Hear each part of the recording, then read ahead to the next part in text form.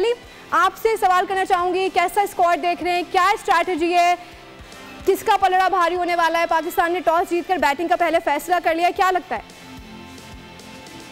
जी बिल्कुल, पाकिस्तान को इजी मत लें, दोनों टीम्स ही बहुत अच्छी हैं और इस वक्त दोनों का जो मोमेंटम है वो बड़ा अच्छा है।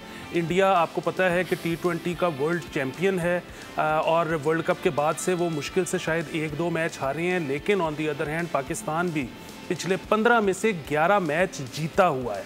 और T20 ख़ास तौर पे ऐसा फॉर्मेट है जिसमें एक इनिंग्स, एक ओवर, एक कैच, रन आउट, पूरे जो गेम है उसकी सिचुएशन बदल देता है। जहाँ तक बात है स्ट्रेटजी की, स्ट्रेटजी आपको पाकिस्तान की और इंडिया की सेम नज़र आएगी। आप दोनों जो कप्तान हैं उन्होंने पिच रीड की होगी और अगर उनको लगेगा कि पिच स्पिनिंग है तो दोनों 3 स्पिनर्स के साथ जाएंगे और 2 फास्ट बॉलर्स के साथ जाएंगे। अगर उनको लगा कि पिच ट्रू है तो फिर वो 3 फास्ट बॉलर्स और 2 स्पिनर्स के साथ जा सकते हैं।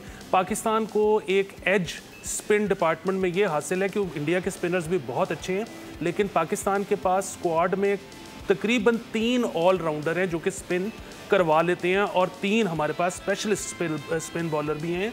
सो पाकिस्तान जो है वो अपनी बैटिंग पर तरजीह दे सकता है। पाकिस्तान ये फैसला कर सकता है कि वो स्पेशलिस्ट स्पिनर्स कम खिलाए और बैटिंग ऑलराउंडर्स जो है जो स्पिन करवा लेते हैं वो ज़्यादा खिलाए। और मुझे ये लगता है कि मैच बहुत कांटेदार होने वाला है, क्योंकि आप अभी ये देखें कि पिछले 10 मैच, आपने ये तो बताया कि जो उनका पलड़ा पिछले 10 मैचेस में इंडिया का भारी है पाकिस्तान के ऊपर, लेकिन आप एक और चीज़ भी देखें कि पिछले जो 10 मैच हैं उनमें से सिर्फ शायद एक मैच था और जो पाकिस्तान 10 विकेटों से जीता था, जो कि 1 साइडेड हुआ था। अदरवाइज जितने मैचेस हुए हैं वो अगर आखिरी बॉल तक नहीं तो आखिरी ओवर तक लाजमी गए हैं। ठीक, मतलब पाकिस्तान ने ऐसे परफॉर्म किया था कि हमने मैच को फंसा दिया था। सब्सक्राइब करें और बेल दबाएं ताकि कोई खबर रह न जाए।